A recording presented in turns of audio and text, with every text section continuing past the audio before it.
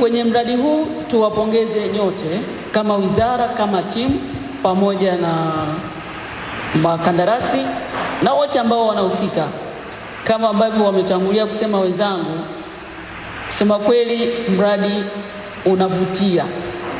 unavutia sana, unafurahisha. Na hii waheshimiwa wabunge, ni kwa sababu Dr. Samia Suluhu Hassan ameamua kutoa fedha.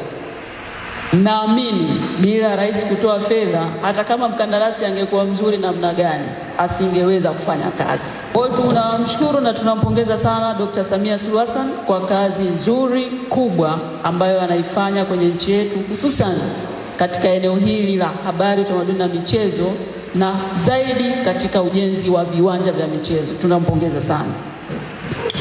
Lakini tunawapongeza wakandarasi.